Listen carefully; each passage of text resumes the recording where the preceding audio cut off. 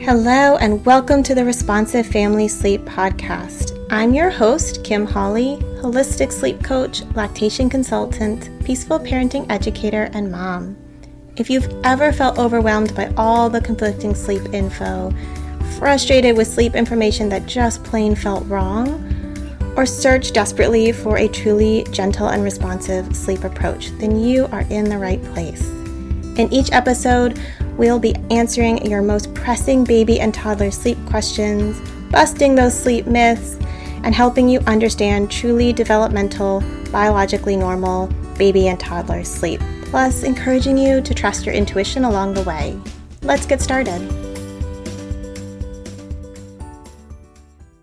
Hello and welcome back to the podcast. We are doing another one of the realistic expectation episodes. And this one is on older babies, so 6 to 12 months, which is a pretty big and dynamic chunk of time. But I love talking about this age range because I feel like it's so misunderstood. There's so much misinformation out there, and it can be so frustrating for parents when they don't understand what's going on and what's realistic during this time. Now, I would say that older babies and toddlers are the most common times, at least for me, to have families reaching out.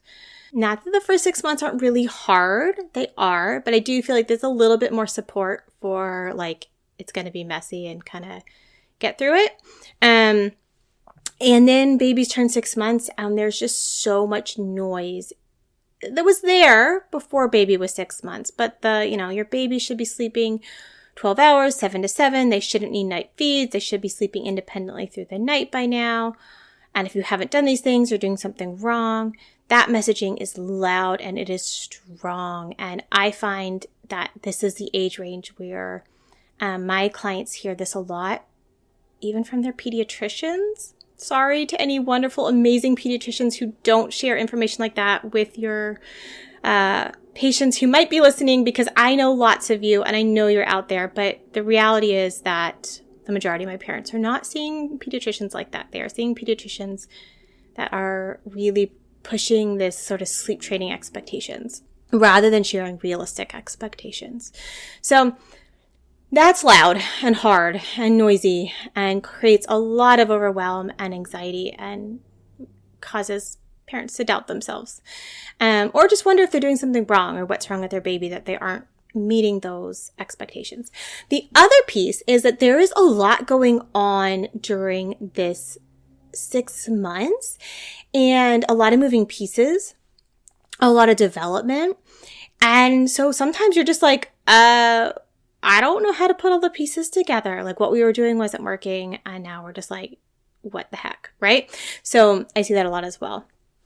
So let's kind of get down to the basics of what sleep looks like, kind of more by the numbers. And then we'll talk about some of the developmental things.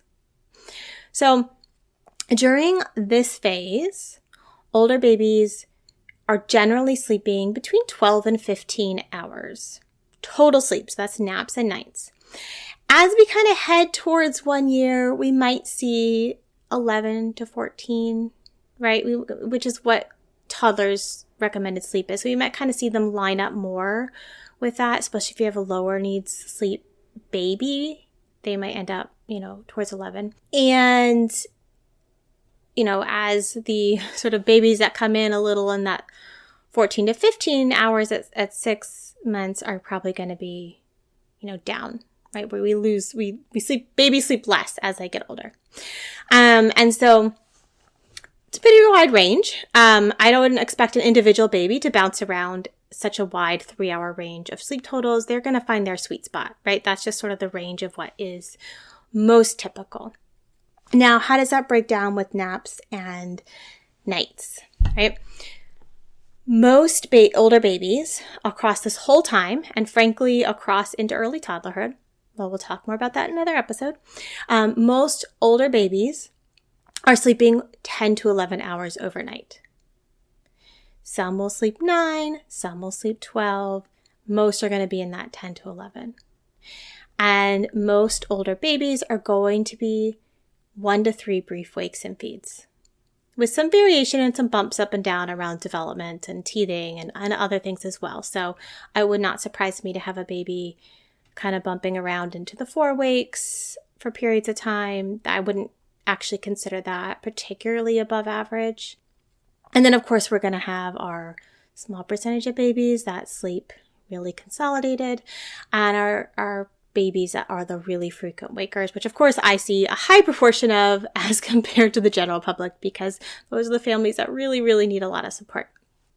Really large study, and of course I am blanking on the author's name and don't have it in front of me, but it will be in the blog post that I have been linking to in all of these realistic expectations podcast episodes, the one with the breakdown by age.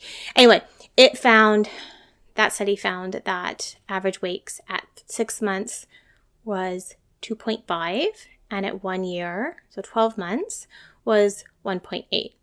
So basically, we're kind of bumping around that 2 rounded up to 3, right? Wakes a night at 6 months, and basically at 2. At 12 months. So there's going to be some ups and downs in between those 2 points, but that's kind of what we're looking at. Now, I say brief wakes and feeds, right?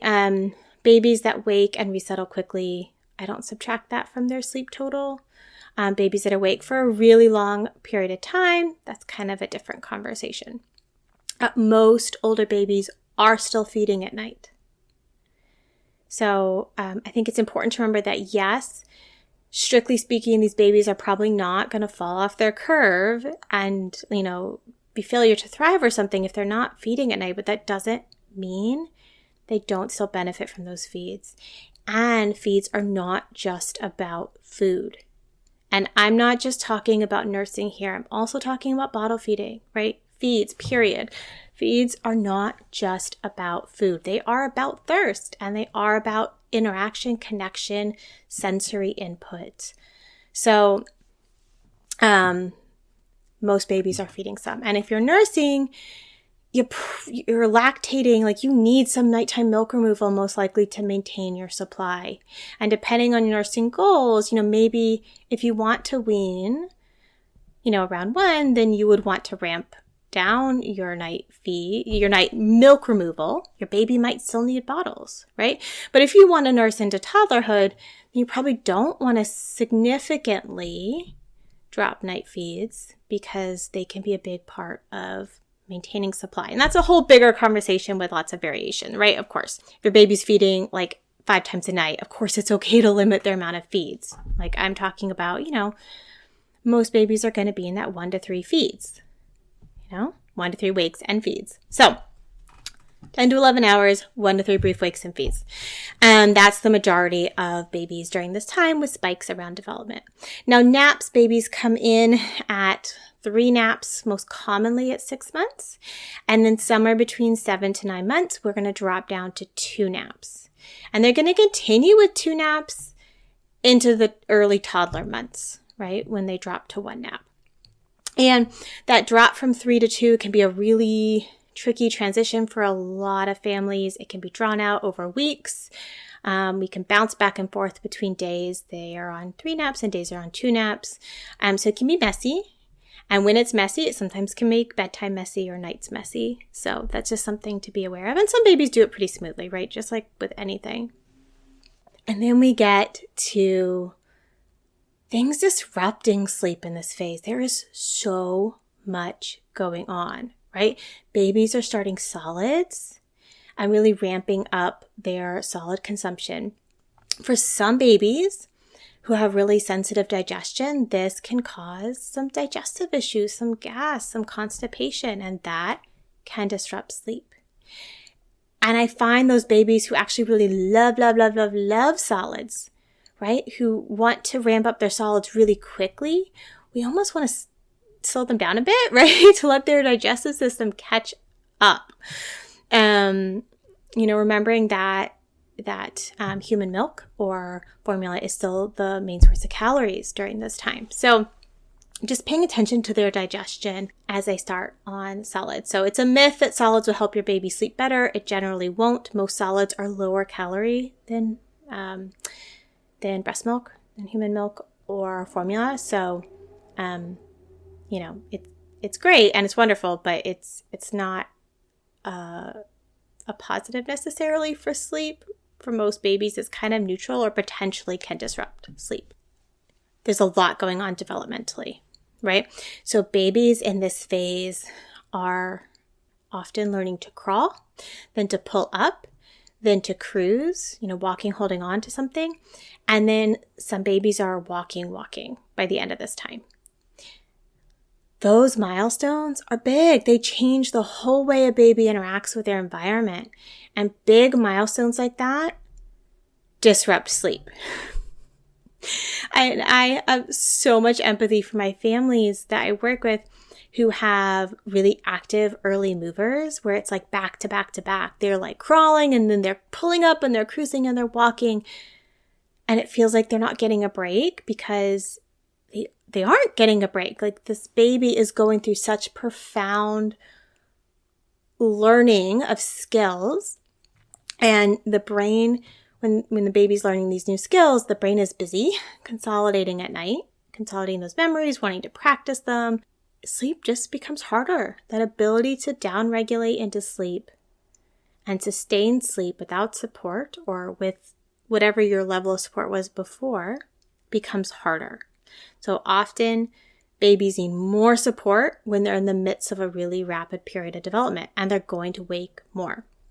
So play with them a lot during the day, help them integrate that new skill. It can sometimes help it settle down on the sleep front faster.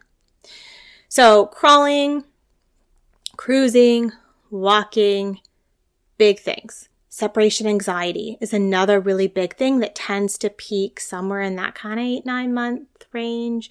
We tend to get a big separation anxiety peak. So you can imagine how this can affect sleep, right? If it's hard for your baby to separate from you, there's like the physical separation of them sleeping separate from you. But there's also just the fact that sleep is separation even when you're sleeping near somebody because you're letting go of that conscious awareness. And that can be really, really hard. So we kind of get all these big body milestones and separation anxiety, and it can come together. And a lot of people will call it like the 8-month sleep regression or the 9-month sleep regression. And, regression's terrible term. They're not moving backwards. They're just learning so much. And their understanding of the world is changing so much that they need extra support. One of my neuroscientist infant parenting folks I follow, I'm totally blanking right now who it was. It might have been Greer Kirschenbaum. I just probably butchered her last name because I always say it wrong. Sorry, Greer. I think it might have been her. I pointed out once like that babies have a new brain every day. Just because they're making 1 million neural connections each second. And so their brain is wiring and changing so quickly that they really are experiencing things differently every day. And I think that this is such it's true in general over the first 3 years, but this time is there's so much change, and it can happen so much back to back. And I think it's really helpful to remember that as we're kind of struggling to keep up and make shifts. So big disruptors, right? Development, separation anxiety, those big body milestones, scheduling adjustments as those naps are dropped and they're ready to stay awake longer and their sleep needs shift. This is also a time that I find babies' need for activity and stimulation really ramps up. We're sort of shifting from baby to toddler. And this is true for the young toddler months as well. But I find that sometimes baby was content just kind of tagging along, and then all of a sudden we need to give them a bit more movement and stimulation in order to tire them out, get them enough sensory input to sleep. So that's another piece that's going on here. Beyond that, I feel like this is just a time where parents are sometimes getting a bit burnt out and they're just like, they feel like things should be better. And that should creates a lot of challenge and stress, rather than kind of meeting baby where they're at. And I find it's true on the wakes, but it's also true on the independent sleep front, particularly for the higher needs kiddos who are just not ready. And I think it's really good to remember that from an attachment point of view, that first year, babies attach through proximity and the senses. And of course, some babies really don't struggle with separate sleep. They do quite well with it. And that's that's fine. But for these higher sensitivity babies who really need touch to regulate, I think it's important to remember, they're still really young. And it's a really normal thing for babies to struggle with separate sleep when they are still really, really young. So much to consider with this age, right? Definitely a good time to be taking care of yourself as a parent. And, it's a time where you have more of an impact on sleep than you did in the first 6 months.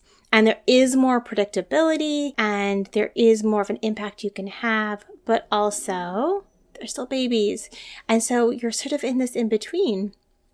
Where so much depends on your baby's temperament, where their capacity is at any given time, for how you can work to improve sleep versus when to really work on just protecting, your own sleep versus working to change maybe your baby's sleep in a very specific way. And I say that because we can always optimize sleep, but sometimes families are like, well, I think it's time for baby to be able to, sleep all night in their crib. And for some babies, that's actually quite easy to work towards. For other babies, it's they're not there yet. And so let's optimize what we can and support your sleep. And we need to wait till baby is a little bit more ready for that. So I'm going off track a bit here, but I love this age. It's fun. It's dynamic. It's a bit of a wild card, right? Some babies are just so much ready for change and different things. And some babies need so much more support in this phase than others. And it can be such a fun and dynamic time for just parenting in general and development in general and with sleep. Thank you for joining me today. I hope this episode left you feeling more informed, confident, and encouraged on your sleep journey. And just a reminder before you go that nothing in this episode is individualized to your specific sleep situation, nor is it to be taken as medical advice. Take what resonates, ignore what doesn't, and check with your healthcare provider about any medical concerns. Take a moment to subscribe to this podcast so that you'll never miss an episode. And take a moment to rate, review, or share an episode you love on social media. All of that helps parents just like you find me, this podcast, and this gentle and responsive sleep information. I'll see you next time.